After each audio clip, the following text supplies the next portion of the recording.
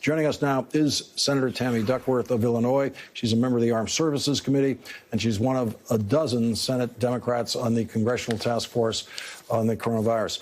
Senator Duckworth, Illinois has not been as hard hit on this meatpacking pandemic of its own. But what do you think is necessary to reopen these plants safely? Can they slow down that line so that the workers don't have to work so frantically and can space out farther apart? Is there a safe way to do this? Well, I'm not an expert in meatpacking, but I can tell you what we need is we need federal help. Right now, those workers don't even have adequate PPE. They're in the same boat as all of our first responders, our clinicians. There's just not enough PPE or testing to go around. So if you want these workers to come back to work, in addition to the actual physical slowing down of the lines, you have to get them all of the equipment they need to protect themselves, which this president has failed to do over and over again to everyone. I wanted to talk to you about the new unemployment numbers. We had new 3.8 million new filings for unemployment benefits, with reports of many more people than that trying to file and being unable to file. At least 30 million people now officially unemployed. The real number may be much higher than that. How do we come back from this? Well, we need to do a methodical process to come back from this. We certainly need to make sure that the money that we are passing out of the Senate and the House for small businesses gets to small businesses. In Illinois, small businesses are 95% of our employers, and yet so much of that money was just very poorly directed by the Trump administration, not going directly to small businesses, but instead to the likes of Potbelly Foods and large corporations. So we need to make sure the money gets to small, minority-owned, women-owned, disadvantaged-owned small businesses and the regular mom-and-pop shops down the street. And then we need widespread testing, Lauren. I mean, listen, you can't go forward without widespread testing, and this administration has failed time and again. They don't even know how many test kits they have, let alone how many we need. I think we need upwards of 5 million a week, and we are not anywhere near that. Senator Duckworth, West Point there's some reports indicating they plan to test all of the returning cadets who now have to return to the state of New York, one of the most dangerous state you can travel to in America now.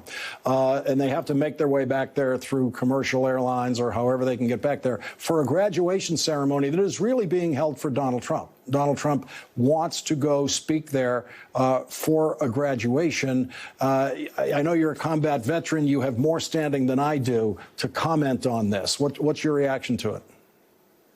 Well, forcing all of these cadets, 1,000 of them, into a single location just so the president can speak at them is really a failure of his role as commander-in-chief. He's needlessly exposing these cadets to this virus, to the potential to become sick. And you know what? That means they can't report to their next duty station. That means that he's now affecting military readiness. These guys and girls are, they're ready to go out and join the United States military and become the Army's next next leaders of the Army. And if they get sick, and God forbid if any of them get sufficiently ill that they have to be medically discharged out of the military, now they've ended their careers even before they started. And we, the taxpayers, just pay to send them to school for 4 years. So this is really just, it's irresponsible is probably the kindest way I can put it, but it's the ultimate in narcissistic behavior by this president who can't seem to sink low enough when it comes to how he treats our military men and women.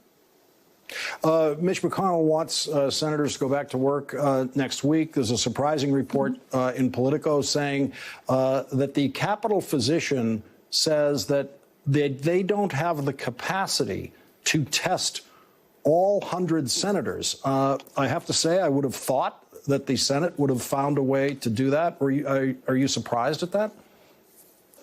I am not surprised at that. I also will tell you that the attending physician of the Capitol is a very, very thoughtful and deliberate person. He's a Navy admiral, actually. And he's actually turned away senators because there's so few test kits available that he's turned away senators who wanted to be tested just to be tested. And that's rightly so. But, by bringing us back next week without a real agenda as to what we're doing, it's not just about the 100 senators. We're well taken care of. We have good health insurance. But what about the janitors and the people who have to man the Capitol, all the Capitol police officers who now have to open these additional buildings and man all of these entrances. We're really putting the working folks into the front lines of this COVID pandemic when really needlessly. We don't have to do this. Senator, I know a lot of those people who you're talking about back when I used to work in the Russell Senate office building. It just doesn't make the slightest bit of sense to do it. Senator Tammy Duckworth, thank you very much for joining us tonight. Really appreciate it.